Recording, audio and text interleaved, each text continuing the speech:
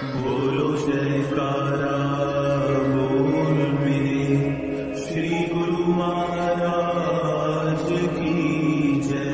श्री सद्गुरुदेव भगवान की जय। मुखो संत महापुरुषों का संग करने में विशेष महत्वपूर्ण बात यह है कि उनकी संगति में कभी भी किसी प्रकार की हानि नहीं होती।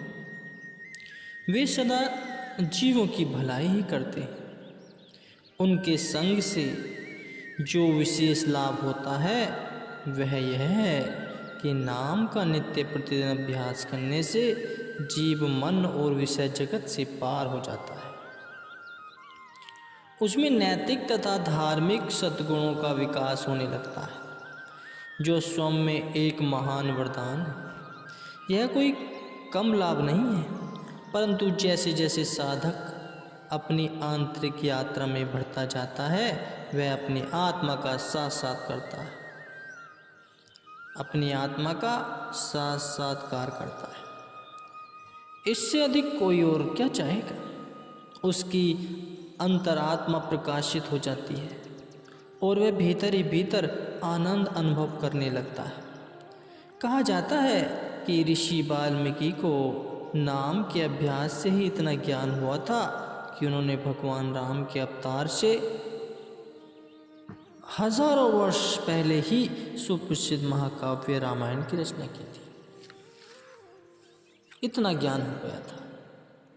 ये सब आध्यात्मिक ज्ञान है, इसकी कोई सीमा नहीं। अंतर्ज्ञान के बिना हम सब शारीरिक रूप से तो नहीं परंतु आंतरिक रूप से अंधे ही हैं। भीतरी आंख जैसे कि बताया गया है कि सद्गुरु की कृपा से ही खुल पाती है। उस द्वार को खोलने की चाबी उनके ही पास रहती है। यह उस सर्वाधारी परमेश्वर की मौज है कि उसने अपने आंतरिक खजाने की चाबी अपने विश्वसनीय दूत संतों को ही सौंपी हुई है। संत सहजोबाई जी कहते हैं, साध संग में चांदना शकल अंधेरा और सहजो दुर्लभ पाइए सत्संगति में। कि संतों की संगति के अंतरिक्त सब कहीं अज्ञान रूपी अंधेरा ही है। कि सच्चे संतों का संग बहुत ही दुर्लभ है। सांसारिक जीव तो स्वयं ही अज्ञानी है, वे दूसरों को यह ज्ञान कैसे दे सकते। ऐसा दुर्लभ अवसर तो मनुष्य के जीवन में तभी आता है जब वह अपनी पूरी तवज्जो संत महापुरुषों के उपदेशों में लगाता है। एक अंधा मनुष्य दूसरे अंधे को मार्ग नहीं दिखा सकता, केवल आंखों वाला ही अंधे मनुष्य को राह दिखा सकता है। हम सब नेत्रहीन हैं क्योंकि हम अपने भीतरी जगत के विषय में कुछ नहीं जानते। ईश्वर हमारे भीतर विराजमान है। आत्मिक रूप से नेत्रहीन होने के कारण हम उसे देखने में असमर्थ हैं। हम उनकी कृपा और दर्शनों की इच्छा तो करते हैं, परंतु उनके दर्शन करने के लिए अपनी भीतरी आंखें खोलने की कोशिश नहीं करते। यदि हम अपने आप पर ही निर्भर करें तो हम उन्हें अपने भीतरी कदापि नहीं देख सकते। केवल आत्मनिष्ठापूर्ण संत सद्गुरु हमें मालिक के धाम में पहुंचा सकते हैं। मालिक के धाम तक उनकी ही पहुंच होती है। उन्हें ही वहां तक का रास्ता पता होता है। उन्हें पता होता है कि इस मार्ग पर कैसे जाया जा सकता है, और अधिकारी आत्माओं को वहां तक ले जाने का केवल उन्हीं को ही अधिकार है। क्योंकि वे भक्ति से परिपूर्ण होते हैं। उन्होंने परमात्मा को पा लिया होता है। उन्हें परमात्मा के हर आवश्यक तत्वों का पता होता है। आंतरिक मार्ग कहीं खतरों कठिनाइयों से भरा होता है। विरोधी शक्ति काल ने अनेक स्थानों पर अपना आधिपत्य जमा रखा है और इसके चुंगल से कोई नहीं बच सकता। वह किसी भी जीवात्मा को नाम रूपी आज्ञा पात्र के बिना अपने चुंगल से निकलने नहीं देता। संत जन दीक्षा के समय अपने शिष्यों को इन सभी विद्या बाधाओं से पहले ही सावधान कर देते और उन्हें फिर नाम दान प्रदान करते। नाम शब्द, इस पावन शब्द को केवल जान लेना ही पर्याप्त नहीं। इस पथ के पथिक को, इस राही के राहगीर को तो नाम रूप हो जाना चाहिए, अर्थात नाम के रंग में पूरी तरह रंग जाना चाहिए। क्योंकि काल के दूत मनुष्य को छलने के लिए कई प्रकार के सुंदर और आकर्षक प्रलोभन प्रस्तुत करते हैं। इस संसार में माया मनुष्य को घेर लेती है, वह उसे पनपने नहीं देती है। मनुष्य उसी में घूमता रहता है, उसी के इर्द गिर्द घूमता रहता है। वह परमात्मा को पाने का जो मार्ग है उसे भूल जाता है। ऐसे और इसी तरह के कई अन्य विद्वानों के कारण साधक को सद्गुरु के मार्गदर्शन और कृपा की बहुत आवश्यकता रहती है। एक बालक जिसने अपने पिता की उंगली मजबूती से पकड़ रखी है, वह चाहे कितनी ही भीड़ में क्यों न हो, कभी गुम नहीं हो सकता।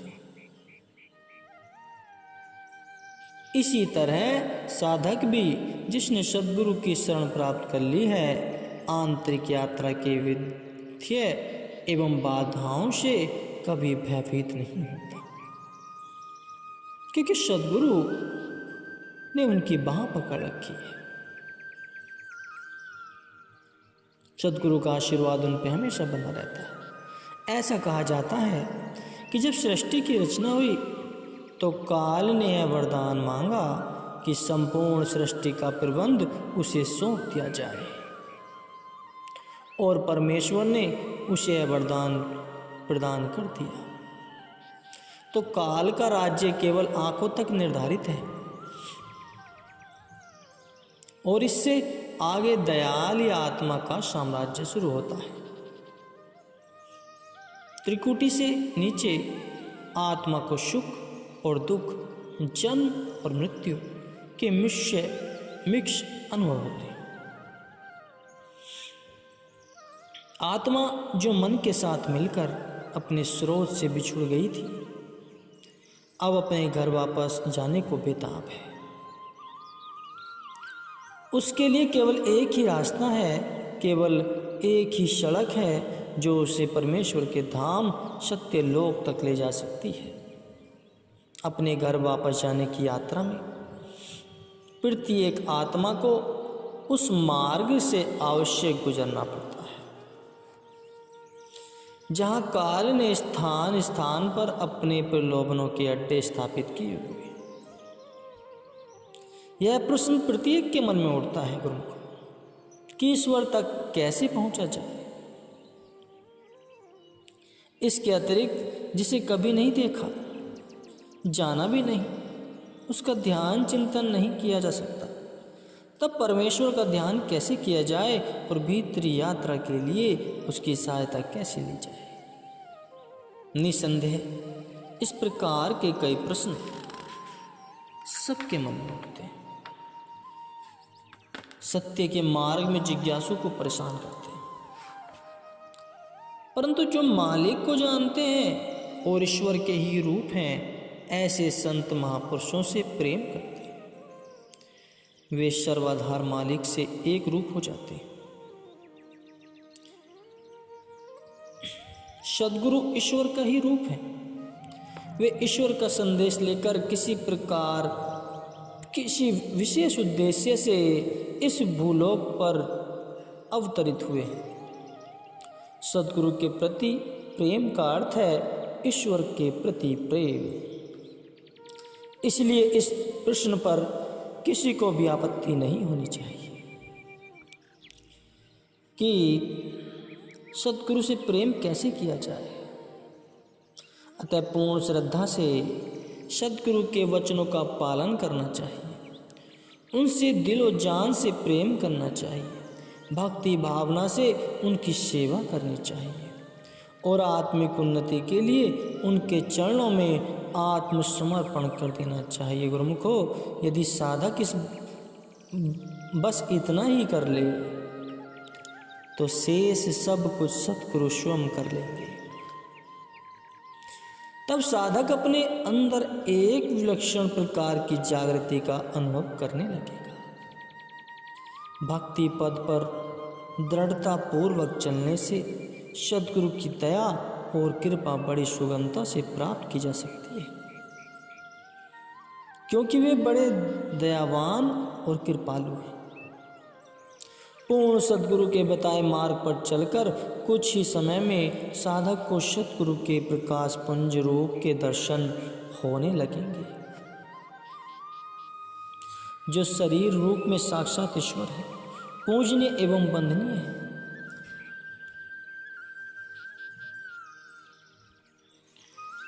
हे मानव, सर्वव्यापक घट घटवासी निरपेक्ष परमात्मा तो तुम्हारे भीतर ही है, तब तुम उसे बाहर जंगलों में क्यों ढूंढते फिरते हो? जैसे फूलों में सुरभि छिपी हुई होती है, दर्पण में प्रतिबिंब रहता है, उसी तरह परमात्मा भी सदा तुम्हारे भीतर विराजमान है। इसलिए उसे अपने घट में ही ढूंढो।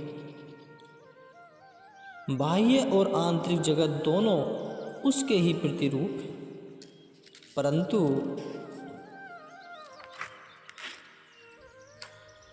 यह ज्ञान सद्गुरु से ही प्राप्त होता है। जब तक हम अपने भीतर नहीं जाते और मालिक के वहाँ दर्शन नहीं करते, तब तक मन पर संकल्प विकल्प और संदेशों का चढ़ा हुआ जंग दूर नहीं हो पाता। यह उन संत महापुरुषों के उपदेश हैं जिन्होंने परमेश्वर की व्यापकता को स्वयं अनुभव किया। जब तक जीव स्वयं उसका अनुभव नहीं कर लेता, तब तक उसे सुख और दुख अनुभव होता रहता है। तब दूसरा कोई हमारी सहायता नहीं करता तथा व्यापकता सत्ता में दृढ़ विश्वास ही हमारा सहायक होता है। जब कोई मनुष्य संकट में होता है या मृत्युशैया पर होता है, तो उस समय संसार की कोई भी वस्तु उसकी सहायता नहीं कर पाती। उसके प्रिय संबंधी भी निराश होकर उसके चारों ओर बैठ जाते हैं। उनको यह भी पता नहीं होता कि यम के दूत कब आएंगे और वे कहाँ से आएंगे और कहाँ को जाएंगे।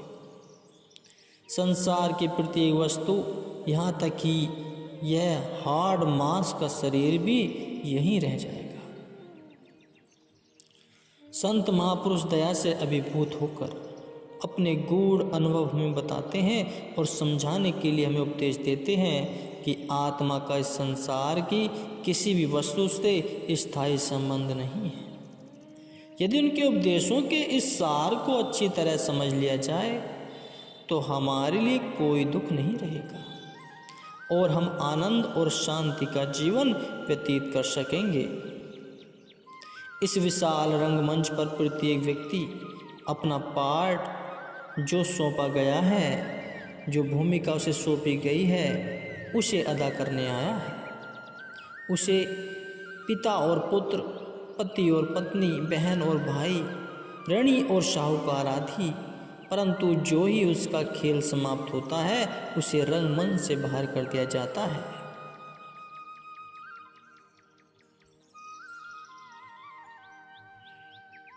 जैसे नाटक में अभिनेता के लिए होता है, जैसे नौका पानी में तैरती है परंतु पानी को उसके अंदर नहीं आने देती, नहीं तो वह नौका डूब जाएगी। इसी तरह हमें भी इस संसार में रहना है, परंतु संसार के सुख दुख के वशीभूत नहीं होना, अर्थात उन्हें अपने मन में स्थान नहीं देना। यह मनुष्य का काम नहीं। मनुष्य का काम तो परमात्मा की आध्यात्मिक भक्ति करना है। अपने मन को शुद्धिकरण में लगाकर अध्यात्म से भक्ति करो, तभी परमात्मा की प्राप्ति होगी और तभी इस मनुष्य जन्म का उद्धार होगा। गुरुमुख हो।